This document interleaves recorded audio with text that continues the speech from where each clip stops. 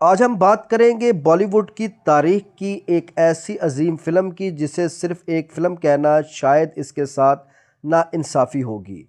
ये फिल्म गुर्बत, भूख, मोहब्बत, कुर्बानी, माँ की ममता, देहाती ज़िंदगी, जुल्म और असूलों की ऐसी दास्तान है जिसने कई नस्लों के दिलों पर अपनी छाप छोड़ी। हम बात कर रहे हैं 1957 में रिलीज़ होने वाली फिल्म मदर इंडिया की। ये वो फिल्म है जिसमें एक औरत की ज़िंदगी के ज़रिए पूरे माशरे की तस्वीर दिखाई गई। एक ऐसी औरत जो गुर्बत से लड़ती है, कुदरती आफात का मुकाबला करती है, अपने शौहर को खो देती है, अपने बच्चों को पालती है, मगर हालात कितने ही मुश्किल क्यों ना हो, अपने असूलों पर समझौता नहीं करती। फिल्म के हदायतकार और प्रोड्यूसर महबूब खान थे, जबकि मरकज़ी किरदार में अजीम अदाकारा नरगिस ने राधा का किरदार अदा किया। इनके साथ राजकुमार, सुनील दत्त, राजेंद्र कुमार और कन्हैया लाल जैसे बड़े अदाकार मौजूद थे। लेकिन इस फिल्म की असल ताकत सिर्फ इसकी कास्ट नहीं बल्कि इसकी कहानी, मौसीकी और जज्बात थे। फिल्म की कहानी एक देहाती औरत राधा से शुरू होती है। राधा की शादी शम्मू नामी एक किसान से होती है। शादी के बाद दोनों अपनी ज़िंदगी शुरू करते हैं, लेकिन इनके सामने गुर्बत एक बहुत बड़ा मसला बनकर खड़ी होती है।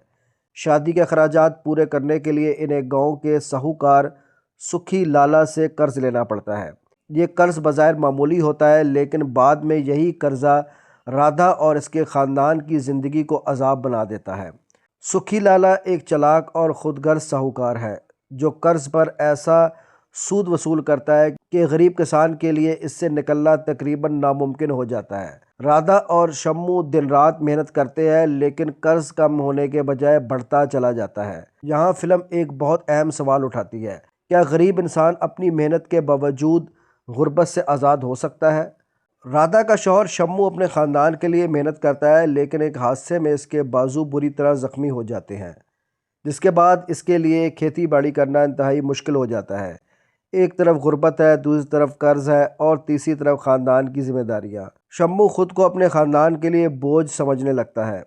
ये फ़िल्म का एक इंतहाई जज्बाती पहलू है, क्योंकि यहाँ हमें सिर्फ़ एक औरत की जद्दोजहद नहीं बल्कि इसके मर्द की बेबसी भी दिखाई जाती है, जो अपने ख़ानदान के लिए कुछ करना चाहता है मगर हालात इसका साथ नहीं देते। आखिरकार शम्मू अपने ख़ानदान से दूर हो जाता है और राधा के कंधों पर पूरे ख़ानदान की जिम्मेदारी आ जाती है। यहाँ से नरगिस का किरदार अपनी असल ताकत दिखाता है। राधा अपने बच्चों को पालने के लिए हर मुश्किल बर्दाश्त करती है। वो कभी खेतों में काम करती है, कभी भूख बर्दाश्त करती है, कभी कुदरत के सामने बेबस हो जाती है, लेकिन अपने बच्चों का साथ नहीं छोड़ती।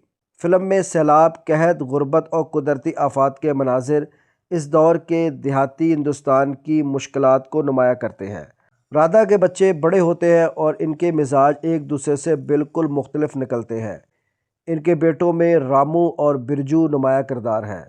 रामू निस्बतन ज़िम्मेदार और पुरसकून तबीयत का नौजवान बनता है, जबकि बिरजू अपनी ज़िंदगी में होने वाले जुल्म और महरूमियों की वजह से बागी हो जाता है। यही फ़र्क आगे चल के फ़िल्म के सबसे बड़े तनाज़े को जन्म देते हैं।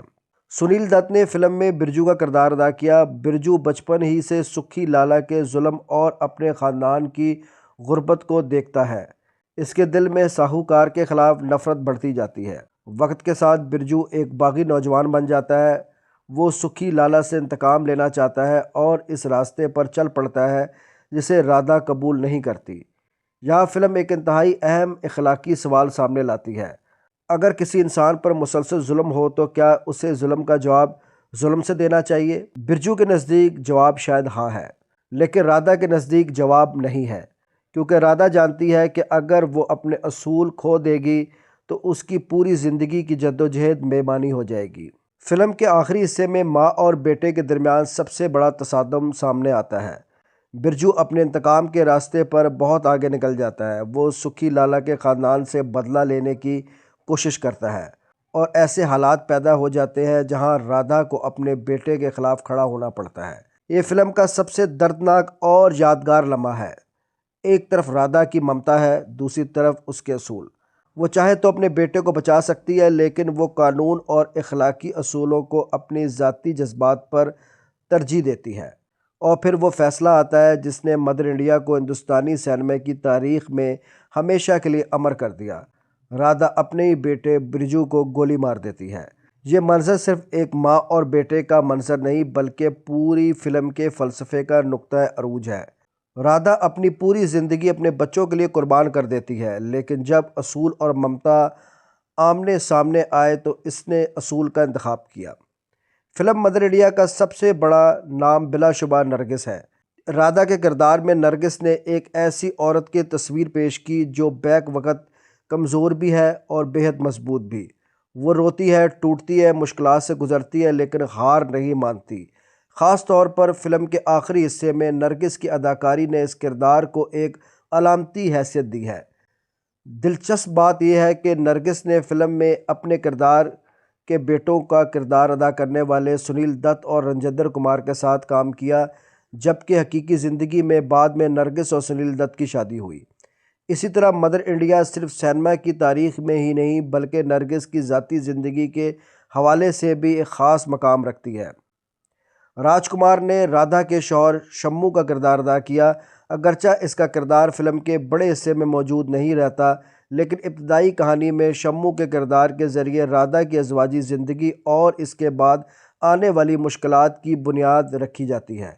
रजिंदर कुमार ने राधा के बेटे रामू का किरदार अदा किया। रामू और बिरजू के किरदारों के ज़रिए फ़िल्म ये दिखाती है कि एक ही घर में पलने वाले दो बच्चे मुख्तलिफ हालात और मुख्तलिफ सोच की वजह से बिल्कुल मुख्तलिफ रास्ते इख्तियार कर सकते हैं।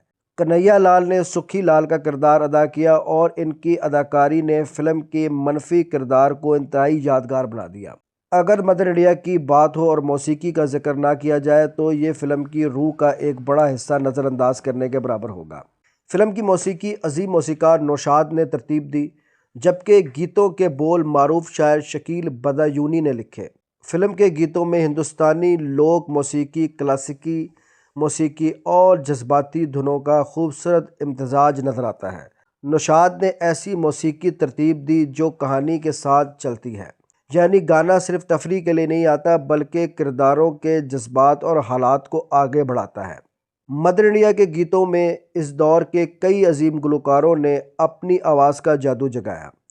इनमें लता मंगेशकर, मोहम्मद रफ़ी, शमशाद बेगम, मन्ना डे और आशा भोसले के नाम ख़ास तौर पर काबिल ज़िक्र हैं। इसके अलावा उषा मंगेशकर और मीना मंगेशकर की आवाज़ें भी फ़िल्म की मौसीकी के क्रेडिट्स में दर्ज हैं। फ़िल्म के मशहूर गीतों में नगरी नगरी, द्वारे द्वारे, दुनिया में हम आए हैं, ओ गाड़ी वाले, मतवाला जिया डोले पिया, दुख भरे दिन बीते रे भैया, होली आई रे, पिया के घर आज प्यारी दुल्हन चली और ओ मेरे लाल आजा जैसे गीत शामिल हैं।